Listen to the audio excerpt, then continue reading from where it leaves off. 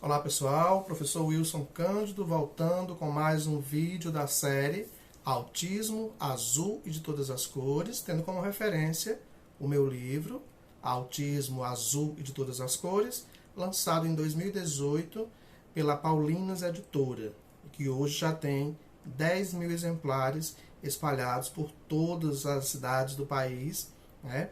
Auxiliando aí a pais e profissionais nesse entendimento a partir de uma linguagem prática, direta e clara.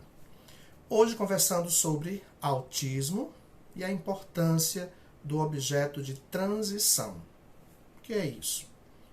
Bom, é comum a gente observar diversos comportamentos particulares quando a gente fala de autismo. Desde dificuldades com rotinas, dificuldades com alimentação, forma peculiar de comunicação, prejuízo nessa comunicação. Mas é também comum observarmos que algumas crianças com autismo têm uma certa aderência a alguns objetos. Algumas andam com papel, pedacinhos de papel na mão, garrafinhas de água vazia, embalagens de iogurte, um bonequinho velho, um pedaço de pano, um pedaço de madeira que aparentemente não tem tanta utilidade para nós.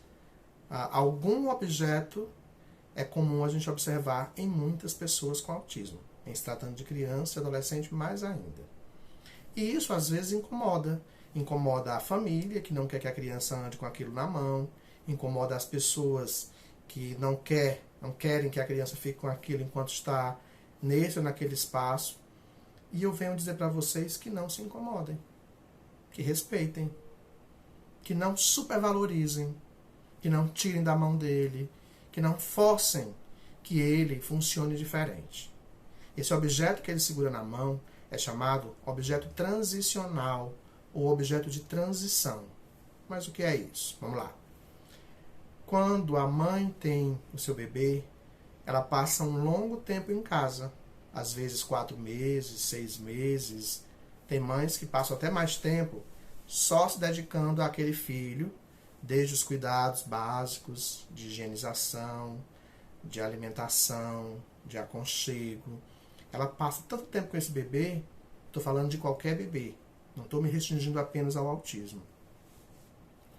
Ela passa tanto tempo com esse bebê que ela cria com essa criança um elo de afetividade indestrutível e de forma fantástica.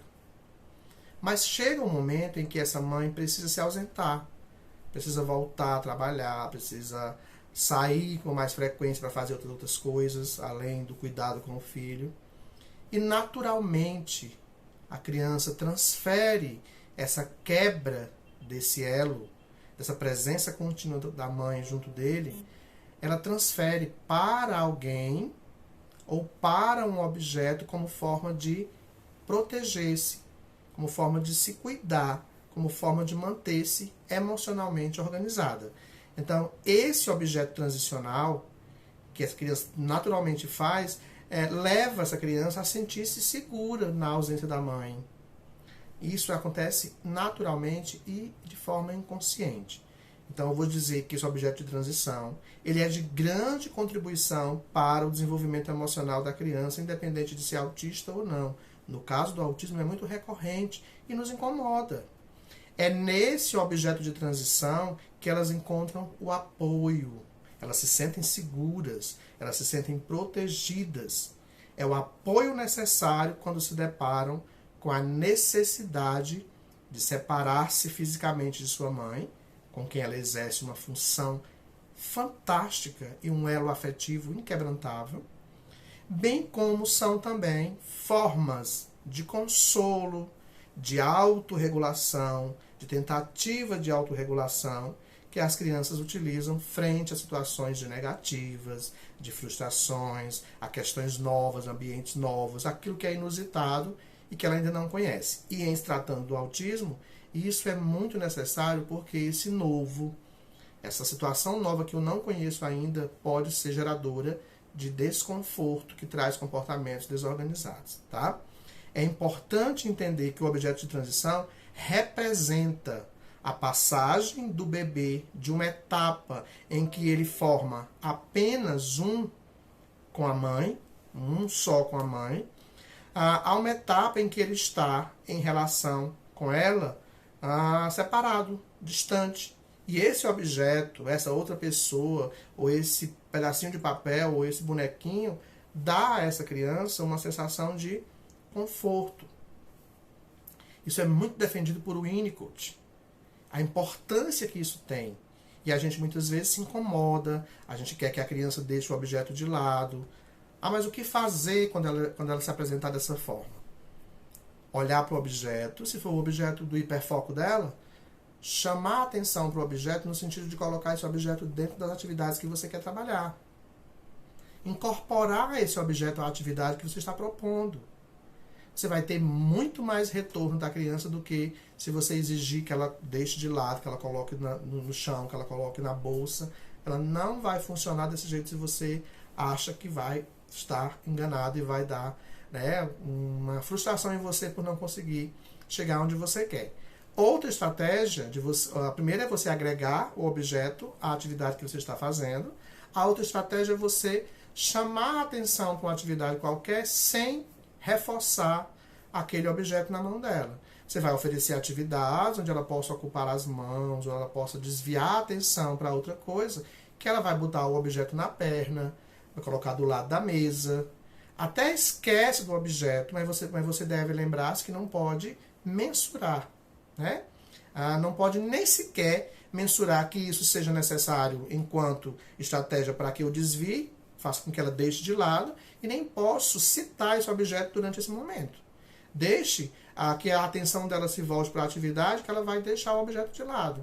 E vai até esquecer o objeto muitas vezes. Mas se você chamar a atenção para o objeto, você vai trabalhar aí com reforçador, e nesse caso negativo. Então o objeto de transição ele é necessário para a criança se sentir organizada, se sentir apoiada de alguma forma. E durante a atividade, chame a atenção para alguma coisa, incorpore o objeto à atividade, mas não insista em arrancar da mão dela. Você vai gerar um comportamento desnecessário, desorganizado, que pode inclusive vir a agir contra você.